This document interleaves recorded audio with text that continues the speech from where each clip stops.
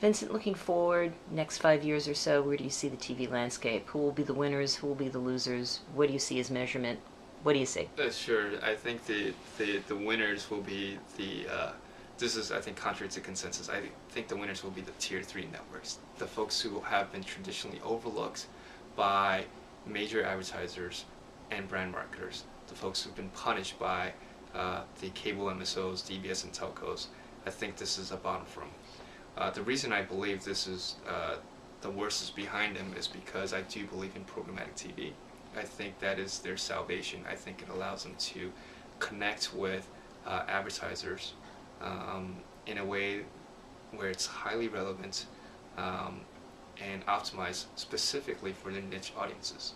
And I think it will give them a chance to survive in a world of continued consolidation. So I do think in 5 years from now, the sort of the tier 3 networks that have been left for dead will see see better times. What other predictions do you have?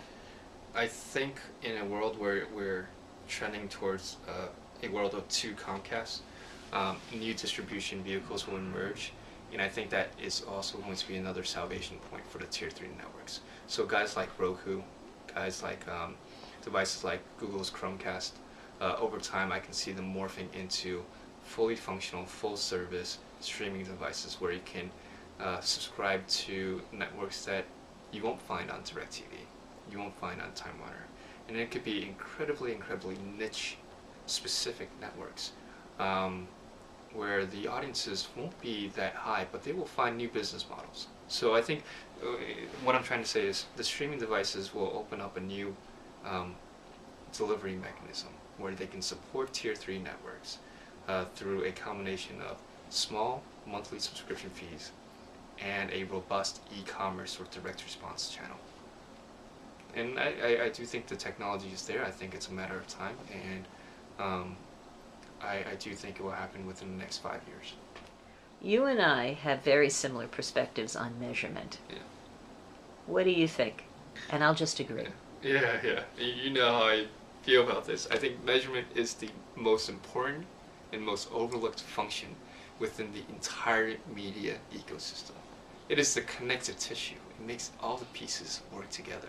It is the final arbiter of value in the media ecosystem. And it's a shame that it hasn't really caught up with the advances in delivery methods, in interactive content. So I do think there's going to be a point in the next few years where measurement technology really picks up and catches up with the rest of the media ecosystem. How do you think that will happen? Just as a conjecture. I do think it's going to be underpinned by the transition to an all IP delivery system, which means multi-device measurement should be a lot more, a lot simpler. So I think the transition to all IP delivery systems. How do you think that will impact entrenched measurement services today when it moves to all IP? I don't think it's going to be a revolutionary change because I think the methodologies and the framework for measurement will remain the same. It only changes the way to capture and collect data.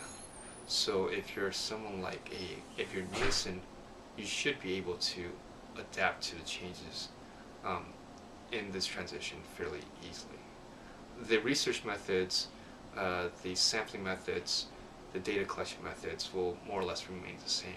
But now you're collecting data from a more comprehensive